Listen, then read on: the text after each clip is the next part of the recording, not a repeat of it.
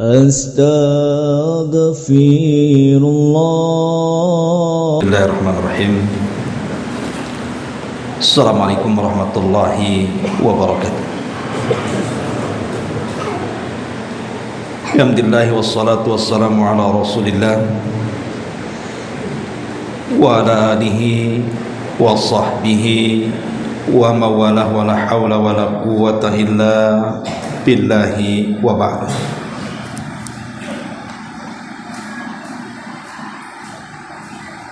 Alhamdulillah, di malam hari ini kita bisa melanjutkan kajian Kitab Tauhid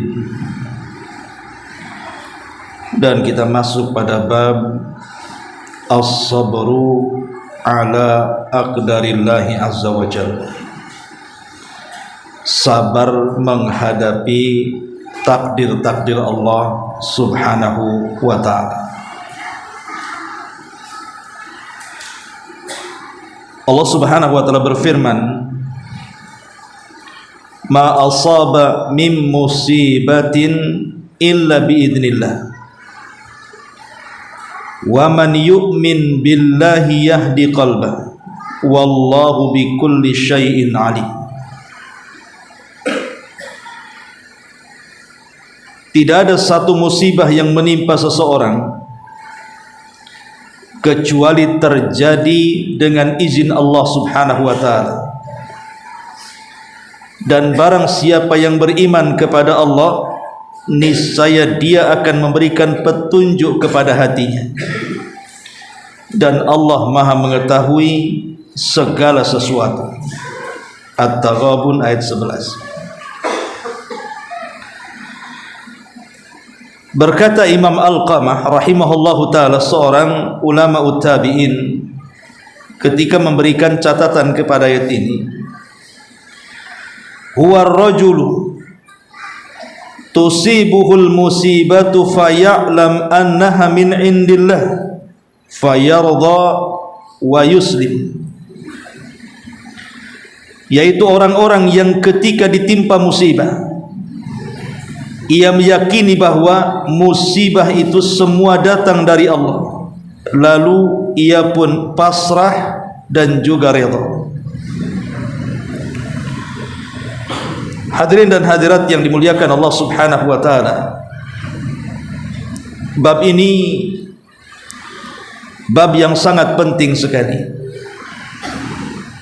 bicara tentang sabar. Dan Ali radhiyallahu anhu mengatakan, sabar itu karra'si ala sairil jasad, posisinya sama dengan kepala dari seluruh jasad manusia. Anda bisa bayangkan orang tanpa kepala pasti tidak akan hidup. Maka begitu juga manusia hidup tanpa sabar, maka seolah-olah dia jasad yang tanpa ruh. Yang dimaksud oleh pengarang di sini, maksudnya iman kepada takdir Allah subhanahu wa ta'ala, maksudnya adalah takdir yang buruk. Karena takdir itu kan ada dua macam. Ada takdir yang baik, ada takdir yang buruk. Khairuhu wa syarruh. Tapi yang dimaksud pengarang di sini adalah beriman dengan atau bersabar kepada Allah subhanahu wa ta'ala dengan takdir dari takdir-takdir yang buruk. Karena umumnya kalau takdir baik manusia bisa sabar, tetapi banyak orang yang tidak sabar ketika ditakdirkan oleh Allah subhanahu wa ta'ala dengan takdir yang buruk. Dan kalimat sabar itu sendiri diambil dari kata al-habsu, menahan. Menahan akan tiga perkara. Pertama, menahan hati untuk senantiasa redha. Yang kedua, menahan lisan untuk senantiasa mengucapkan kalimat-kalimat baik. Dan yang ketiga, menahan badan untuk tidak melakukan kemaksiatan kepada Allah azza wa jalla. Itulah sabar. Jadi sabar itu menahan untuk redha. Kalau ada musibah, hatinya redha dengan musibah itu. itu sudah jadi ketentuan Allah Subhanahu wa taala. Kemudian setelah hatinya redha, kemudian berusaha lisannya pun tidak tasakhut, tidak mengucapkan kalimat-kalimat yang menunjukkan ketidakredhaan dia, dan berusaha untuk mengucapkan kalimat-kalimat yang baik. Kemudian badannya juga sama. Jangan sampai musibah yang buruk yang menimpanya menjadikan badannya bermaksiat kepada Allah Subhanahu wa taala. Itulah makna sabar. Ma'asyiral muslimin yang dimuliakan Allah Subhanahu wa taala. Di sini Allah Subhanahu wa taala mengatakan ma asaba min musibatin illa biidznillah. Tidak ada satupun musibah yang menimpa seseorang kecuali musibah itu turun karena izin Allah Subhanahu wa taala. Karena musibah itu adalah izin dari Allah Subhanahu wa taala, maka yakinlah seberat apapun musibah pasti kita bisa menghadapinya. Seberat apapun musibah yang menimpa kita, yakin kita bisa menghadapinya. Kenapa? Karena Allah tidak mungkin menimpakan sebuah musibah di luar kadar kemampuan manusia. Pasti bisa kita menghadapinya. Buktinya mungkin di antara kita semuanya, saya, antum, atau para ummahat di belakang, saya kira dalam kehidupan kita ini pernah kita mengalami sebuah kesulitan, yang saat kesulitan itu menimpa kita rasanya bumi ini dikiamatkan, seolah-olah kita tidak bisa keluar dari musibah itu. Tapi dengan berjalannya waktu, musibah itu entah hilang kemana, sudah tidak dipikirkan lagi, bahkan kita sudah bisa tersenyum. Itu menunjukkan Allah tidak menimpakan musibah kecuali berdasarkan kemampuan hambanya. Sebab kalau seandainya Allah menimpakan musibah di luar kemampuan hambanya, sudah banyak orang yang gila, sudah banyak orang yang mati bunuh diri. Tapi nyatanya tidak. Hanya segelintir orang yang lemah imannya yang melakukan seperti itu. Karena kita tahu bahwa musibah itu oleh Allah Subhanahu wa taala diturunkan berdasarkan kadar iman seseorang. Kalau imannya kuat, musibahnya kuat. Kalau imannya lemah, maka musibahnya pun lemah. Ma'asyiral muslimin yang dimuliakan Allah Subhanahu wa taala, bicara tentang sabar, sebagaimana yang ma'ruf, para ulama sudah membaginya, sabar itu terbagi menjadi 3. As-sabru 'ala ta'ah, sabar di saat kita menjalankan perintah. Yang kedua, as-sabru 'alal ma'siyah, sabar dikala kita menjauhi maksiat. Kemudian yang ketiga, as-sabru 'alal aqdar, atau as-sabru biqada'i wal qadar, sabar ketika menghadapi ketentuan-ketentuan dan takdir-takdir Allah Subhanahu wa taala. Sabar ketika melaksanakan sabar ketika melaksanakan ketaatan. Ini penting, karena kalau orang tidak sabar, maka dia tidak mungkin melakukan ketaatan. Antum kalau tidak sabar, tidak mungkin hadir di majelis ini. Begitu juga sabar ketika meninggalkan kemaksiatan. Ada orang yang berzina, sabar untuk tidak berzina. Ada orang yang minum khamar, kita sabar untuk tidak ikut minum khamar. Ada orang yang bergibah, sabar kita untuk tidak ikut gibah. Lah, dua sabar ini memang perlu mujahadah, perlu istiqamah. Kemudian yang ketiga, inilah yang kita bahas, as-sabru ala qada'illahi wa qadari, sabar ketika menghadapi takdir dan ketentuan Allah, baik takdir yang baik ataupun takdir yang buruk.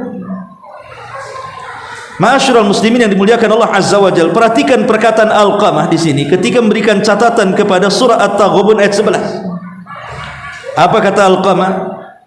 Huwa ar-rajulu tusibuhul musibatu faya'lam annaha min indillah fayarda wa yuslim. Ayat ini menceritakan tentang seseorang yang ketika ditimpa musibah, dia yakin bahwa musibah itu datang dari Allah, maka dia pun redha, kemudian dia mempasrahkan diri atas takdir yang sudah menimpanya. Manusia menghadapi takdir buruk itu kan ada 4 kelompok. Manusia di hadapan takdir yang buruk itu terbagi menjadi 4 kelompok. Kelompok yang pertama, la yarda wa la yasbir, tidak redha dan tidak sabar. Hatinya tidak rela dengan musibah yang Allah takdirkan kepadanya, entah berupa orang yang dicintai meninggal, entah berupa faktor ekonomi yang dibangkrutkan, entah mungkin penyakit yang ditimpakan, atau musibah-musibah yang lainnya. Dia tidak redha. Sudah tidak redha hatinya, tidak sabar lisannya, sehingga mengucapkan kalimat-kalimat yang buruk. Kenapa asih saya yang kena musibah, kenapa orang tidak? Kenapa anak saya nakal, kenapa orang lain tidak? Kenapa usaha saya yang bangkrut, kenapa usaha lain orang tidak?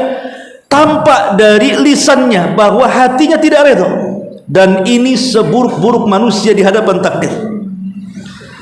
Hatinya tidak redha, lisannya tidak sabar, sehingga akhirnya tasyahud, mengucapkan kalimat-kalimat yang menolak takdir Allah Subhanahu wa taala. Kelompok yang kedua, yarda wa la yasbir. Boleh jadi hatinya redha, boleh jadi hatinya redha, tetapi lisannya seolah-olah tidak redha. Jadi nampak mungkin badannya itu ketika kena musibah, nampak kekar menghadapi musibah, nampak kuat ketika menghadapi musibah, tapi ketika kemudian disinggung, maka keluar semua isi hatinya. Lah ini tingkatannya mungkin lebih rendah daripada yang kedua, yang pertama tadi. Kemudian yang ketiga, betul-betul bisa menggabungkan antara redha dan sabar. Hatinya redha, ini sudah takdir dari Allah Subhanahu wa taala. Lisannya pun tidak mengucapkan kecuali yang baik-baik. Sebagaimana Allah Subhanahu wa taala mengatakan, alladzina idza asabathum musibatun qalu inna lillahi wa inna ilaihi rajiun. Hatinya rela, mulutnya mengatakan inna lillahi wa inna ilaihi rajiun. Semua datang dari Allah dan akan kembali kepada Allah Azza wa Jalla. Maka ini sebaik-baik manusia menghadapi takdir. Rela hatinya, lisannya pun tidak mengucapkan kecuali yang baik. Tetapi tingkatan yang paling tinggi adalah yarda wa yasbir wa yashkur. Hatinya redha, lisannya bersabar, ditambah dengan syukur. Jadi selain mengucapkan inna lillahi wa inna ilaihi rajiun, dia pun bersyukur kepada Allah dengan mengucapkan alhamdulillah, di mana kalimat alhamdulillah bukan mensyukuri akan musibah yang menimpanya, tetapi mensyukuri nikmat yang masih ada selain daripada musibah yang menimpanya. Pamannya seseorang diberikan oleh Allah 4 anggota badan, tangan 2, kaki 2. Kemudian tangannya kecelakaan patah, akhirnya diamputasi. Ini musibah karena kehilangan tangan, tapi dia rela dalam hatinya, ini sudah ketentuan Allah. Kemudian lisannya mengucapkan inna lillahi wa inna ilaihi rajiun. Kemudian dia menatap kepada sisa nikmat di mana dia masih ada 2 kaki dan 1 tangan, dia pun mengucapkan alhamdulillah, Allah masih memberikan nikmat kepada. Jadi syukurnya bukan kepada musibahnya, tapi syukurnya kepada nikmat yang tersisa di badannya. Seperti yang terjadi kepada seorang tabi'in namanya Urwah. Jadi seorang tabi'in namanya Urwah ini, ma'ruf Urwah ini seorang ahli tafsir. Ketika Allah Subhanahu wa taala takdirkan salah satu kakinya terkena diabetes, terkena penyakit gula, secara otomatis Kalau orang terkena diabetes, penyakit gula yang sampai membusuk pada lukanya, terkadang sebagian dokter mengamputasi kan, memotong kakinya supaya tidak menjalar ke badan yang lainnya. Itulah yang terjadi kepada Urwah. Jadi kemudian dokter ini menyarankan kepada Urwah, dia mengatakan, ya Imam, bagaimana kalau seandainya kau minum alkohol ini, maksudnya khamr, supaya saat dipotong kakimu kamu tidak merasakan sakit, karena dalam kondisi tidak berakal, mabuk. Maka Imam Urwah mengatakan, jangan. Bagaimana kalau seandainya saat kau potong kakiku aku mati, tentu aku meninggal di atas khamar. Lalu sang tabib mengatakan, lalu apa yang harus aku berikan kepadamu selain obat ini, maksudnya selain khamar? Tidak ada lagi, karena di zaman itu kan belum ada penahan rasa sakit yang terjadi hari ini kan, di mana ilmu kedokteran farmasi macam-macam ditemukan obat-obatan bisa mengurangi rasa sakit. Tapi Urwah mengatakan gini saja, aku akan mengambil air wudhu, kemudian aku akan sholat. Saat sholat itulah kau potong kakiku. Seandainya Allah subhanahu wa ta'ala takdirkan aku mati, tidak ada masalah, berarti aku mati di atas sholat. Daripada aku mati di atas mabuk, bagus aku mati di atas sholat. Akhirnya Urwah pun mengambil air wudhu, kemudian sholat 2 rakaat sunnah wudhu. Saat sholat itulah sang tabib memotong kakinya. Yang namanya dipotong, ikhwatu fiddin, sekhusyuk apapun orang, ya pasti juga akan mengalami rasa sakit. Akhirnya karena pendarahan yang banyak keluar, dia pun pingsan di tengah-tengah sholatnya. Saat dia siuman, tiba-tiba datang orang dari kejauhan menghabarkan berita buruk. Kemudian mengatakan, ya Imam, sesungguhnya salah satu putramu meninggal dunia jatuh dari kendaraannya. Ini orang ini ditimpa 2 musibah kan. Pertama kehilangan kakinya, yang kedua kehilangan anaknya. Begitulah terkadang sifat musibah, ikhwan. Belum kelar yang satu datang musibah yang lain, belum kelar musibah yang lain datang pula musibah yang lainnya. Terkadang sifat musibah itu seperti itu. Seperti ada salah seorang syekh pernah bercerita, ini pernah saya ceritakan kepada antum. Jadi ada 2 keluarga, ada suami istri memiliki 2 anak yang masih kecil-kecil. Anak yang belum balik dan belum berakal, dia hanya mencontoh apa yang dilakukan orang tuanya. Jadi saat orang tuanya hendak menyembelih seekor unta, orang tuanya memegang pisau. Kemudian nampaklah kemudian oleh anak yang paling besar, belum balik juga, mungkin sekitar yang 1 6 tahun, yang 1 5 tahun begitu. Nampak bapaknya pegang pisau, dia pun lari ke dapur pegang pisau juga. Kemudian ketika ayahnya menyembelih unta, dia pun ngomong sama adiknya, bagaimana kalau kita main sembelih-sembelihan seperti ayah kita juga sedang bermain sembelihan katanya. Jadi saat ayahnya menyembelih unta, dia pula menyembelih adiknya.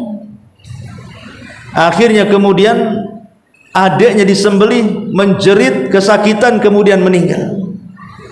Saat ayahnya saat menyembelih unta itu mendengar ada suara jeritan salah satu putranya, lari dia ke dalam rumah. Rupanya si kakak yang sudah menyembelih itu ketakutan, lari ke jalan. Rupanya ada mobil yang lewat, ditabrak pula itu si kakak, mati juga kena tabrak. Kemudian ayahnya yang melihat seperti itu, karena dia punya penyakit jantung, kena serangan jantung, meninggal juga dia akhirnya. Yang tersisa hanya ibunya.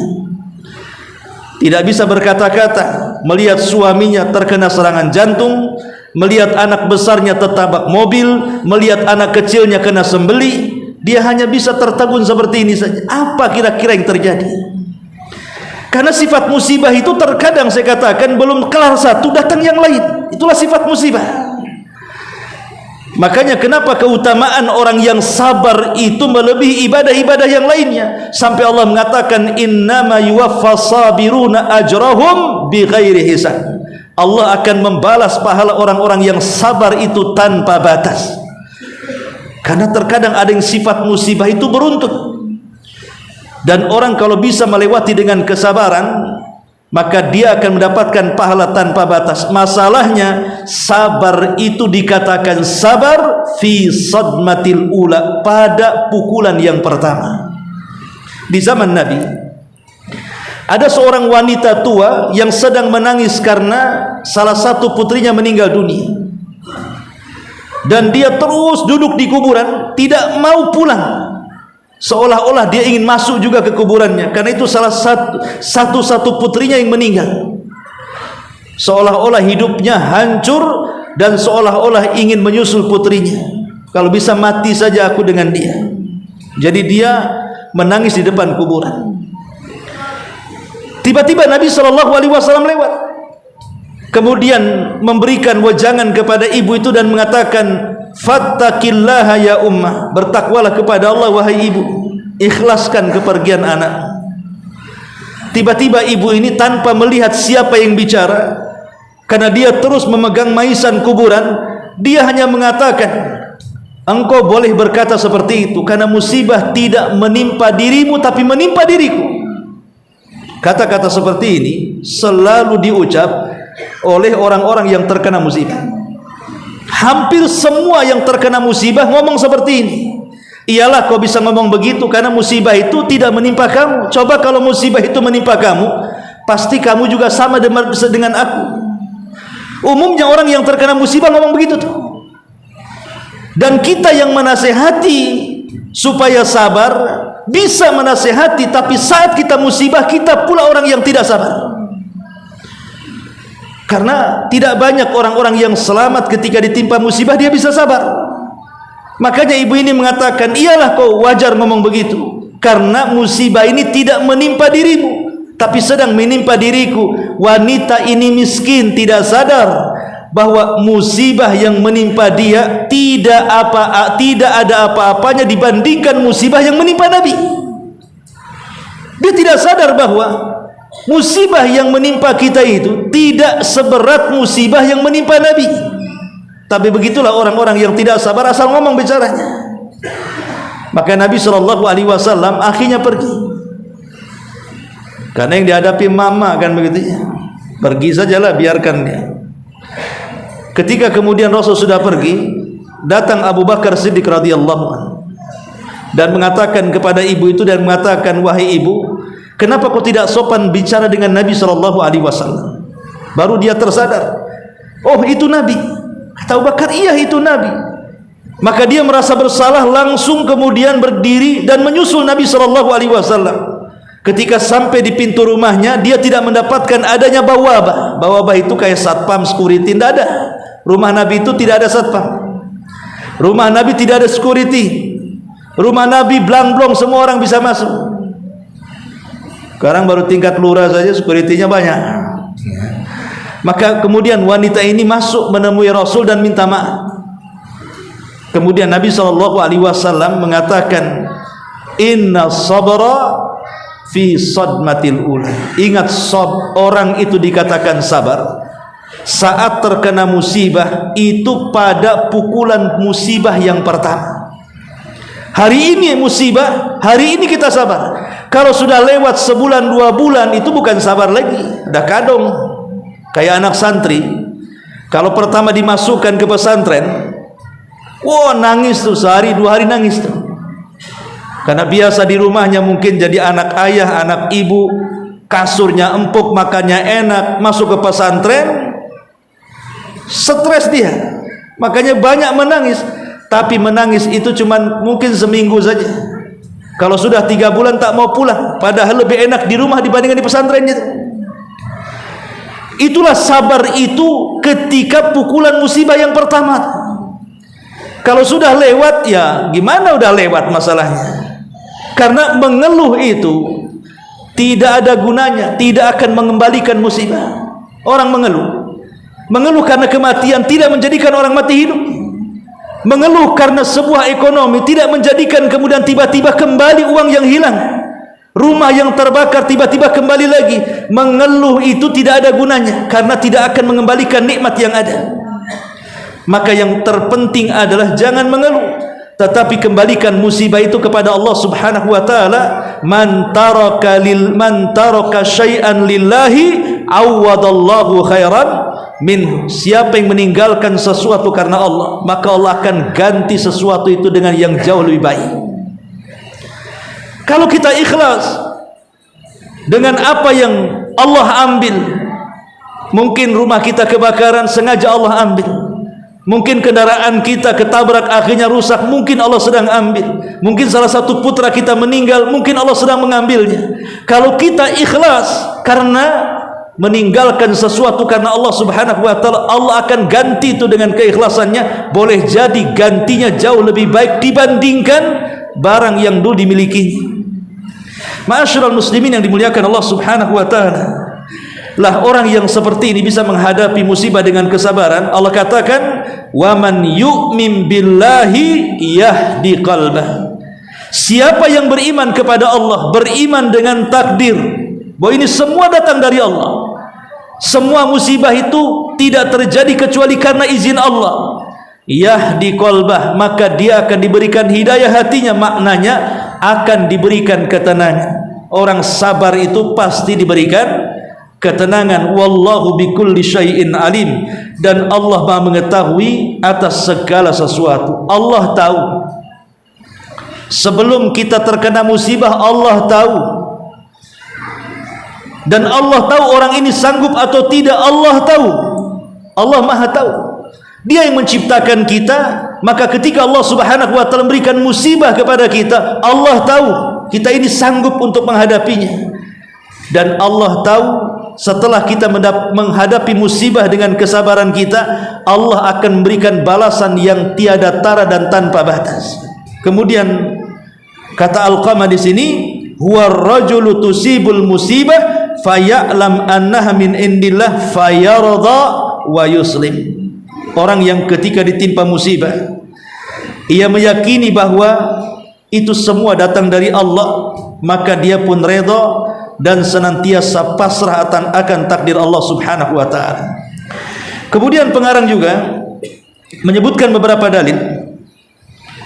Diriwayatkan dalam Sahih Muslim dari Abu Hurairah radhiyallahu anhu, Rasul bersabda, "Ithnani fin nasi huma bihim kufrun, at-ta'nu fin nasabi wan niyahatu 'alal mayyit."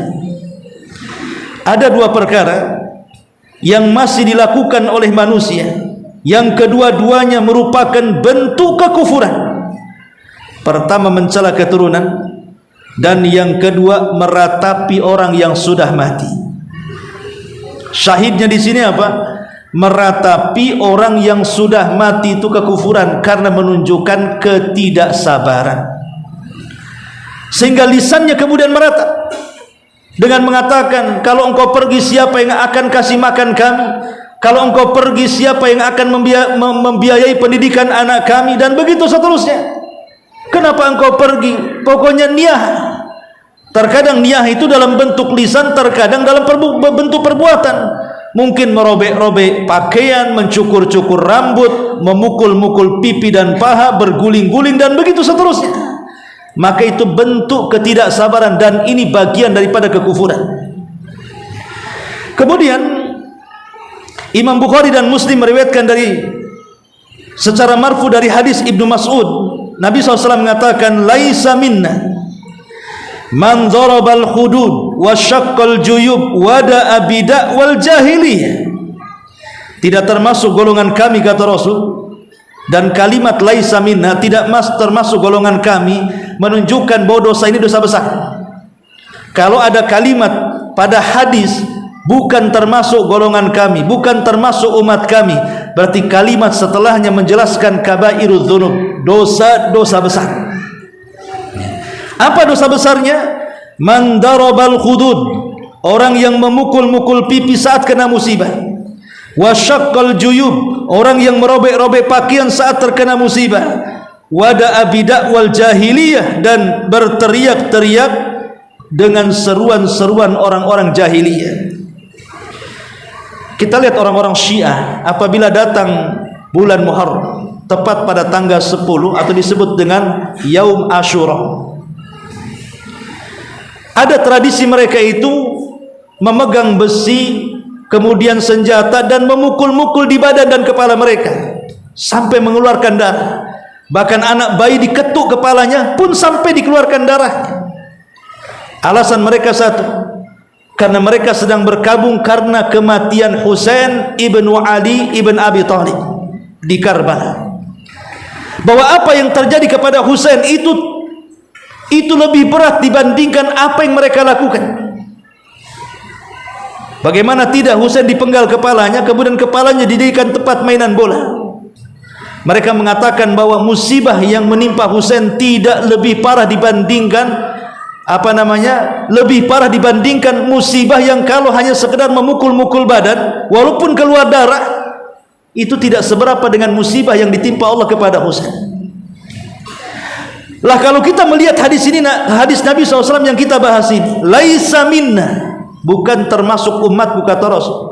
Kalau terkena musibah karena kematian orang, tiba-tiba kemudian dia dharabal khudud, memukul-mukul pipi. Lihat orang-orang Syiah ketika Asyura mengenang kematian Husain, dipukulnya pipi, dipukulnya badan dengan besi-besi yang di tangan mereka, terkadang dengan senjata, terkadang sengaja dikeluarkan darah dari badannya. Ini jahiliyah, ya. Wa syaqqal juyub, merobek-robek pakaian. Kemudian wada'a bidakwal jahiliyah, berteriak-teriak seperti orang jahiliyah. Tiga sifat ini ada pada orang-orang Syiah saat perayaan Karbala di tanggal 10 Asyura. Menyelisih hadis Nabi SAW. Harusnya mereka bersabar, harusnya mereka berdoa kepada Allah Subhanahu wa taala seperti yang Rasul ajarkan kepada Ummu Salamah radhiyallahu anha. Saat meninggal Abu Salamah, Rasul datang kepada Ummu Salamah dan mengatakan, berdoalah engkau kepada Allah wahai Ummu Salamah, Allahumma jurni fi musibati wa akhlufli khairan min ahli.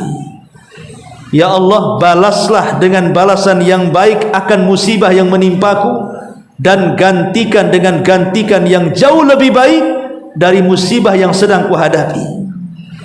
Lihat bagaimana Nabi mengajarkan kepada Ummu Salamah. Jadi kalau kita terkena musibah, entah barang kita hilang, kesehatan kita terganggu, orang yang kita cintai meninggal, dan musibah-musibah yang lainnya, berdoalah kepada Allah, Allahumma jurni fi musibati. Ya Allah, berikan pahala akan musibah yang sedang menimpaku. Berhusnudzon kepada Allah, karena Allah itu akan bersama prasangka kita. Kalau prasangka kita baik dengan Allah, maka Allah akan baik dengan kita. Kalau prasangka kita buruk dengan Allah, maka Allah pun akan buruk dengan kita. Kalau kita terkena musibah, kemudian kita berprasangka baik, boleh jadi musibah ini untuk menggugurkan dosa-dosa yang pernah saya lakukan. Boleh jadi musibah itu Allah hendak mengangkat derajat kita kelak di sorga. Boleh jadi dengan musibah ini Allah hendak memberikan pahala yang banyak kepadaku. Boleh jadi balik musibah itu ada hikmah yang saya tidak tahu. Berhusnudzon kepada Allah. Maka Rasul mengatakan dalam hadis qudsi, Allah berfirman, ana ma'adhanni abdi bi, aku akan bersama prasangka hambaku kepadaku. Kalau dia berprasangka baik, aku akan baik kepadanya. Tapi kalau dia berprasangka buruk, Allah pun tidak akan berbuat baik kepadanya. Ma'asyiral muslimin yang dimuliakan Allah Azza wa Jalla. Kemudian yang selanjutnya diriwayatkan dari Anas, Nabi SAW bersabda, idza aradallahu bi 'abdihi al-khaira ajjalallahu bil uqubati fid dunya wa idza arada bi 'abdihi syarra amsaka anhu bi dzambihi hatta yuwafi bihi yaumal qiyamah. Apabila Allah menghendaki kebaikan kepada hambanya, maka ia percepat hukuman baginya di dunia. Dan apabila ia menghendaki keburukan kepada seorang hambanya, maka terkadang ia tangguhkan dosanya sampai ia penuhi balasannya, kelak mereka akan diadab pada hari kiamat. Tapi walaupun demikian, kita tidak boleh berdoa kepada Allah untuk minta diberikan ukubah di dunia. Jangan kita katakan, ya Allah, kalau seandainya engkau hendak menyiksa aku di neraka, jangan kau siksa aku di neraka, siksalah aku di dunia, supaya aku ketika mati aku sudah tidak berdosa. Tidak boleh kita mengucapkan kalimat ini, karena di zaman Nabi SAW ada yang mengucapkan kalimat ini. Dia minta disegerakan hukumannya di dunia supaya di akhirat sudah tidak ada dosa. Maka Rasul mengatakan, innaka lan tastati, engkau tidak akan sanggup menerima ujian Allah di dunia. Boleh jadi ketika dia sudah berdoa seperti itu, betul-betul Allah berikan ujian, dia tidak sabar, akhirnya mengeluarkan kalimat kufur. Karena ingat bahwa apabila orang sudah sedang diuji oleh Allah, terutama mungkin penyakit yang parah, ya, ketika dia masih sehat, dia ingin sabar ketika ditimpa musibah. Bahkan dia paling cakap menasihati saudaranya yang terkena musibah untuk sabar. Ketika musibah giliran terkena dia, belum tentu dia bisa bersabar. Karena orang yang saat detik-detik sakaratul maut, di tengah-tengah sakit yang menimpa dan dideritanya, itu pasukan setan yang datang jauh lebih banyak dibandingkan para malaikat. Karena setan atau iblis dan bala tentaranya hanya punya satu kesempatan kepada dia, jangan sampai dia mati husnul khatimah. Maka dibuatnya dia putus asa dari rahmat Allah Subhanahu wa taala supaya dia mati suul khatimah. Makanya Rasul mengatakan, innaka lan tastati, engkau tidak akan sanggup menerima ujian dari Allah di dunia.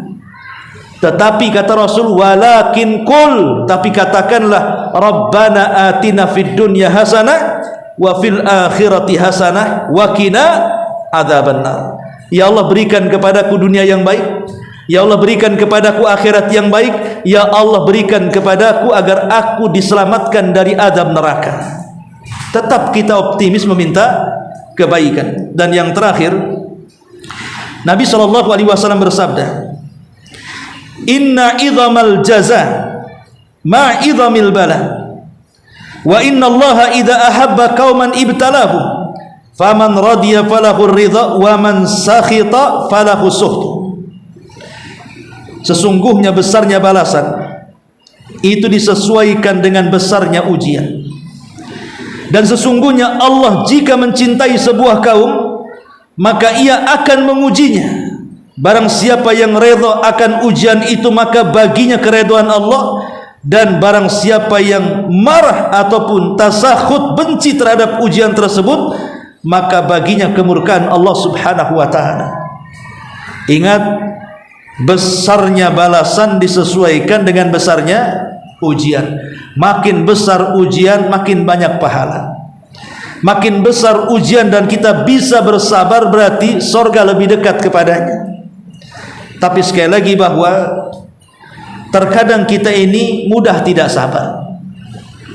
Hanya ketika sehat kita mampu mengucapkan sabar, ketika sakit rupanya kita menjadi orang yang tidak sabar. Lalu bagaimana caranya supaya kita ini bisa sabar? Ada beberapa perkara, kata para ulama, hal-hal yang bisa membuat kita ini sabar. Yang pertama, anta tadzakkar ayyuhas sabir ajruka indallah. Ketika kita terkena musibah, berpikirlah bahwa di balik musibah ini ada pahala besar di sisi Allah Subhanahu wa taala. Orang kalau tahu keutamaannya, orang akan terdorong untuk mengamalkannya. Kalau orang tidak tahu keutamaan sesuatu, orang malas untuk mengamalkan sesuatu. Ingat ketika kena musibah, ingat balasan orang-orang yang sabar. Yang kedua, ya, saat kita kena musibah adalah anta tadzakkar sabrul anbiya, sabrul anbiya'i was sahabati wat tabi'ina was salihin. Ingat bahwa orang terbaik sebelum kita, para nabi, para rasul, para syuhada, mereka lebih dulu diuji oleh Allah dan mereka sabar. Maka supaya kita ini bisa sabar, lihatlah kondisi para nabi. Kalau kita anak-anak kita meninggal dunia, lihat nabi, anak-anaknya meninggal dunia dan dialah yang menguburkannya, kecuali Fatimah. Kalau memang kita ini ditimpa banyak penyakit, lihat Nabi Ayub, dan begitu seterusnya. Kemudian yang ketiga, antashura bimaiyatillahi azza wajalla. Hendaklah merasakan saat kita sabar, sesungguhnya Allah sedang bersama kita. Karena Allah mengatakan, wallahu ma'as sabirin, Allah akan bersama orang-orang yang sabar. Kemudian yang keempat, anta'lama annallah sayajma' bainaka wa baina man zalamaka. Kalau memang kita ini ditimpa musibah, boleh jadi kita dibuli orang, difitnah orang, digibah orang, dihina orang, diambil hartanya oleh orang, bahkan boleh jadi diambil darahnya. Ingat bahwa nanti pada hari kiamat kita akan berjumpa dengan orang yang mendolimi kita. Di dunia kita tidak bisa membalas, tapi di akhirat Allah akan pertemukan kita dengan dia, dan Allah akan mengadili dengan seadil-adilnya. Sehingga tumbuh perasaan sabar. Tidak apa-apalah, di dunia saya tidak bisa membalas, tapi di akhirat Allah pasti membalas. Tumbuh rasa sabar. Kemudian juga yang kelima, anta tadzakkar sabral kuffari ala kufrihim wal iyadu billah. Hendaklah melihat bagaimana orang kafir bisa sabar dengan kekafirannya. Masa kita tidak sabar dengan keimanannya? Orang kafir bisa sabar dengan kekafirannya, sampai mati mereka di atas kekafiran, mereka bisa sabar. Kenapa kita dengan keimanan yang kita raih kita tidak sabar? Lihat orang kafir bisa sabar dengan kekafiran, masa kita harus tidak sabar? Ini juga salah satu bentuk supaya kita bisa sabar. Kemudian yang keenam, anta'lam annal faraj qaribun. Ingat, kalau kita ditimpa musibah, ketahuilah bahwa kebahagiaan telah dekat menyapa kita. Inna ma'al usri yusra. Inna ma'al usri yusra. Setiap kesulitan itu akan datang kemudahan. Kemudian yang nomor 7, anta'lama anna kulla bani adam mubtala. Ingat bahwa setiap anak Adam tidak lepas dari musibah. Tidak ada manusia hidup pasti kena musibah. Tidak para nabi, tidak para sahabat, tidak orang-orang saleh. Semua manusia pasti akan terkena musibah, karena kita berada di alam musibah. Kalau kita tidak mau kena musibah, ya masuk surga saja. Tapi masuk surga itu bukan jalan yang mudah, harus melewati rintangan musibah-musibah dunia. Kemudian yang nomor 8, an yakuna laka atau an yudzakiruka billah wa yukhaffif ankal alamak fa innal mar'a bi ikhwani. Hendaklah mengingatkan dirimu dengan Allah. Saat kena musibah, ingat Allah. Banyak-banyak berzikir kepada Allah supaya Allah bisa meringankan penyakitmu, musibahmu. Minta kepada Allah, berdoa kepada Allah agar diangkat musibah ini. Karena Allah yang menurunkan musibah, Allah juga yang mengangkat musibah. Jangan mengadu kepada selain Allah. Orang kena musibah ngadu ke Facebook. Facebook orang kafir yang buat. Orang kena musibah datangi orang, mengeluh depan orang. Makhluk itu tidak akan bisa menyingkap musibah. Maka mintalah kepada zat yang menurunkan musibah agar musibah kita diangkat. Kemudian yang nomor 9, antardha bima qasamallahu lah. Tanamkan perasaan ridha dengan pembagian yang Allah sudah bagi-bagi kepada makhluknya. Terkadang Allah memberikan rizki yang baik, terkadang Allah memberikan rizki yang tidak baik. Semua datang dari Allah pembagian ini, dan Allah tahu maslahat. Kenapa Allah bagi-bagi manusia hidup seperti ini? Karena dalamnya ada hikmah Rabbani. Terkadang ada orang sakit sengaja tidak disembuhkan, sebab kalau sembuh bisa dia kufur. Terkadang ada orang miskin minta kaya tidak segera dikayakan, sebab kalau dia kaya bisa melampaui batas. Ada hikmah yang kita tidak tahu. Makanya kita redha dengan pemberian Allah Subhanahu wa taala. Dan yang terakhir, yang ke-10, di antaranya tudzakir al-maut wastish'aru haqarati hadhihi dunya allati la tusawi indallahi janaha ba'udha. Hendaklah mengingat kematian. Orang susah kalau ingat mati lapang, tapi orang kaya kalau ingat mati makin sempit dadanya. Karena orang susah kalau ingat kematian lapang. Kenapa? Tidak apa-apa susah di dunia, tapi jangan susah di akhirat. Masih ada kesempatan untuk senang. Tapi orang kaya kalau ingat mati sesak dadanya, sebab kematiannya meninggalkan rumahnya, meninggalkan kebunnya, meninggalkan ATM-nya, meninggalkan investasinya di dunia. Sesak dadanya. Kalau saya mati jadi warisan ahli warisnya. Kalau saya mati ini gedung pindah sama anak-anak saya. Sesak dadanya dia. Sehingga dua-duanya harus ingat mati. Orang kaya harus ingat mati. Ketika sesak dadanya, tidak mungkin dia menginvestasikan semua kekayaan di dunia. Orang miskin juga harus ingat mati, sehingga dia bisa redha dengan kemiskinannya, bahwa ada kehidupan setelah kematian. Dan ingat bahwa dunia ini hina, bahkan lebih hina, tidak setara dengan sayap nyamuk. Kata Rasul, kalau seandainya dunia ini punya manfaat walaupun seperti sayap nyamuk, tentu orang kafir tidak akan diberi minum walaupun sekali tegukan. Tapi karena dunia tidak ada manfaatnya, semua terlaknat, makanya orang kafir bisa hidup sesukanya di dunia. Tapi ingat, mereka hanya di dunia dan mereka tidak akan sampai ke akhirat. Wallahu a'lam bishawab. Subhanakallahumma bihamdika asyhadu an la ilaha illa anta astaghfiruka wa atubu ilaik. Allahu taala alam. Assalamualaikum warahmatullahi